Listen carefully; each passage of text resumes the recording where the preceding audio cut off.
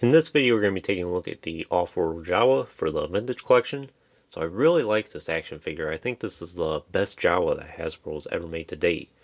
Recently I featured the A New Hope Jawa that was previously released in the TVC line not too long before this one actually.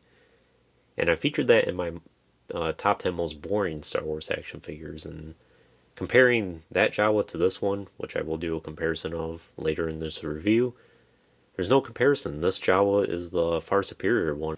It's a very nice action figure, and I'm happy to have it for my collection. But before we get into the figure, let's just go ahead and look at this package. Offworld Jawa. Picture of the Jawa there. So I think this is the same Jawa that was basically released alongside the Razor Crest, other than a few extra accessories with that one. The figure itself is basically the same one. He was VC203, and we have quite a few of these reviewed on the channel. Ahsoka, now the Jawa, Boba Fett, Darth Maul, Echo, and I'll get to Leia soon. I don't have either of those two.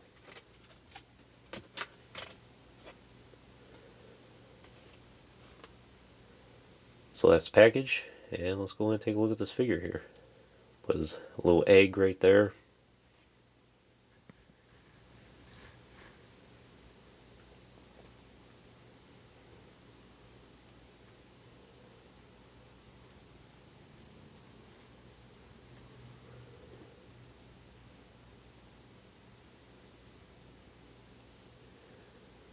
So he kind of has a grayish brown tint to him.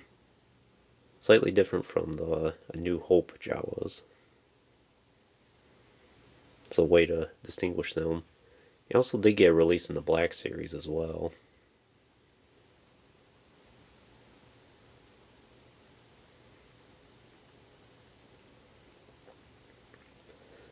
So what I like most about this Jawa is the fact that he has mostly soft goods for his robes. But at the same time, I'm glad they used plastic for his hood here. That way they can get that to shape correctly. And because he has these soft goods, it allows for more articulation with him. And the articulation with this Jawa is perfect. And we'll just go over that right now. So technically his head's on a ball joint there. Great range of motion. He does have hinged shoulders, and he does have hinged elbows. Then looks like swivel wrist, and he does have a swivel waist. And he does have swivel hips, and that's all. No articulation in the knees or ankles. But it's not that big of a deal because the Jawa is a much smaller character anyway, and I don't think he needs to be in kneeling positions as much. And even without a stand, he stands pretty good on his own.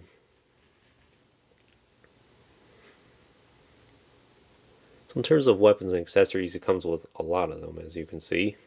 He does have this bandolier here, which I don't think you can... I'm sure you can take it off, but it's not there's no pin or anything where you can just pull it off that way. He does have some pouches on it right there, just two of them.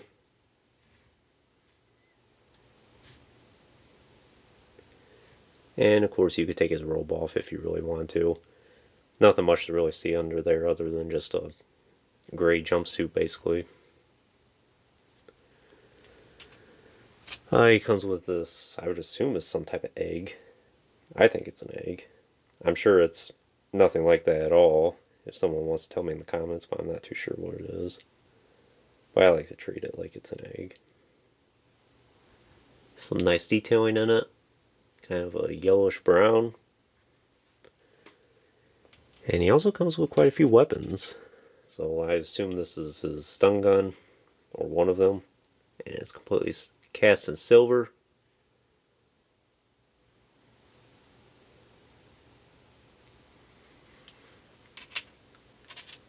And he also has this one here, which has a brown stalk to it. And the rest of it's in silver.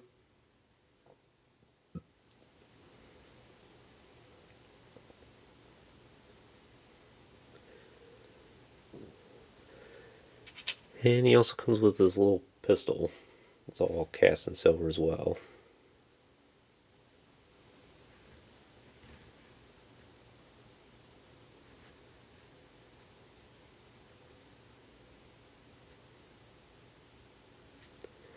So great accessories all around, and he does hold them all pretty well in both hands.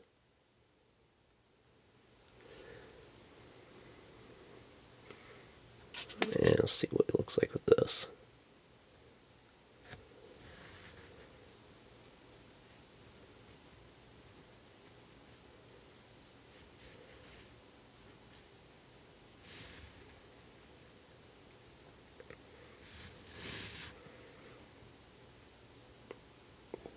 I'll mention he has the red eyes there.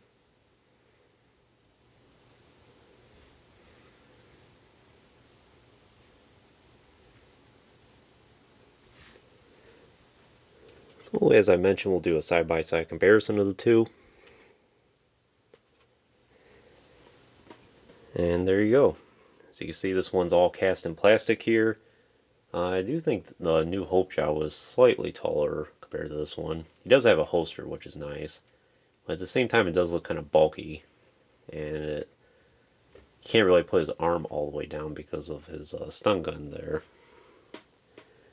And they do have a lot of the same accessories. I know, at least for one of the weapons that the Offworld Jawa comes with, a New Hope one does not come with. But even though this is a somewhat boring action figure that I include in my list, they do look pretty good together. And ultimately, I'm happy to have both for my collection. I'll just put them back there. One more close look at the Jawa here.